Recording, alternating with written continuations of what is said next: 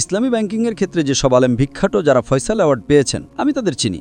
দুজন ভারতীয় ফয়সাল অ্যাওয়ার্ড পেয়েছেন, ইসলামিক ব্যাংকিংয়ে ফয়সাল অ্যাওয়ার্ড পেয়েছেন উমর চাপড়া। আর একজন ভারতীয়, তিনি যখন আমার লেকচার শুনলেন ইসলামিক ব্যাংকিংয়ের উপর, তিনি বললেন, ডক্টর জাকির আপনি খুব কঠোর, তাকে ফয়সাল অ্যাওয়ার্ড দেওয়া হয়েছে, আমাকে দেওয়া হয়নি, আমাকে আলাদা পুরস্কার দেওয়া হয়েছে সার্ভিসের জন্য। তো আমি ইসলামিক ব্যাংকিং নিয়ে লেকচার দিয়েছি।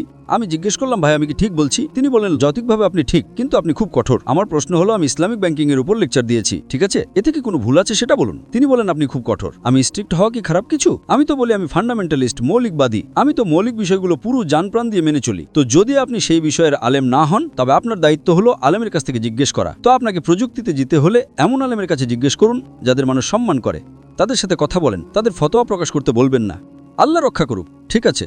তো এটা বলা যে সব আলেম আপনাকে প্রযুক্তি থেকে বাধা দেয়, সেটা একেবারেই ভুল। আপনি ভারতে যান, পাকিস্তানে যান, মাশাআল্লাহ আপনাদের কাছে ভালো আলেম আছেন। সৌদি আরবে যান, কিছু বিষয়ে তারা বলবে করো করো, কিন্তু আমার কাছ থেকে ফতোয়া নিও না, এটা তাকওয়া, করো করো, কিন্তু আমার কাছ থেকে ফতোয়া নিও না। ফতোয়া আলাদা হয়, তাকওয়া আলাদা হয়। একটা হলো জরুরি, তো আমাদের মাকাসিদুশ শরিয়া, শরিয়তের উদ্দেশ্য অনুযায়ী অনুমোদিত। ফতোয়া তো নেই, কিন্তু করো মানে আলেম আপনার মাথায় হাত রেখেছেন, আপনি তার কাছ থেকে ফতোয়া নেবেন না। আপনি বুঝতে পারছেন তো? তো দাওয়ার ময়দানে এমন কিছু জটিল প্রশ্ন আসে, তাই জরুরি হলো যে সেই বিষয়ের বিশেষজ্ঞ, চিকিৎসা সংক্রান্ত কিছু হলে এমন আলেমের কাছে জিজ্ঞেস করুন যিনি মেডিকেল ডাক্তারও এবং শরিয়াও জানেন। আপনি বুঝতে পারছেন তো? আপনি যদি শুরু করেন তবে তাদের বিশ্বাসে নেন, কনফিডেন্সে নেন। হতে পারে তারা 2-3টে মতো বলবেন, তাদের কথা মেনে নেন। হয়তো আপনার 100% না হলেও 80% তো কাজ হয়ে যাবে।